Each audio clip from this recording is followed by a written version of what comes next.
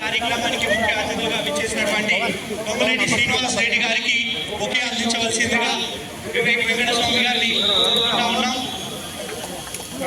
వంశాల గారిని మన ప్రభాకర్ సార్ గారికి కూడా ఒకే గట్టిగా చెప్పాలండి.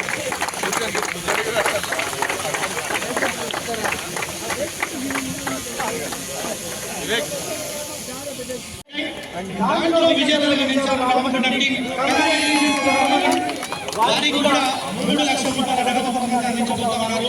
తర్వాత రన్నర్స్కి 2 లక్షల రూపాయల నగదు బహుమతి, మ్యాన్ ఆఫ్ ద సిరీస్ కి 25,000 నగదు బహుమతి, బౌలర్ ఇలా అందరికీ కూడా అందించబోతా ఉన్నారు. దీనికి కూడా మరొకసారి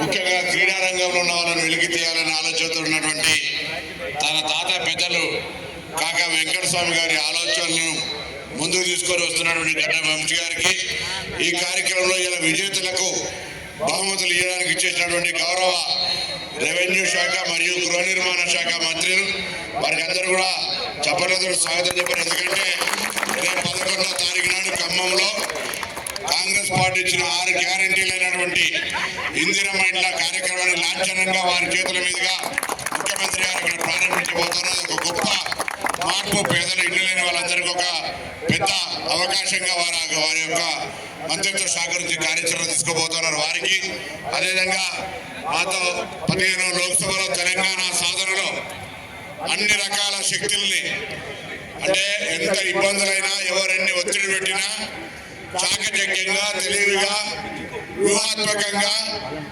సీమాంధ్రుల ఎత్తుగడల కంటే ఎక్కువగా వ్యూహాత్మకంగా తెలంగాణ సాధనలో క్రియాశీలకంగా పనిచేసినటువంటి డాక్టర్ వివేకన్న గారు, వారు కూడా ఎప్పుడు కూడా కాక వారసత్వంలో ఆ లెగసీలో కార్యక్రమాలు కావచ్చు, అనేకమైనటువంటి పేద వర్గాలకు న్యాయం చేయాలి.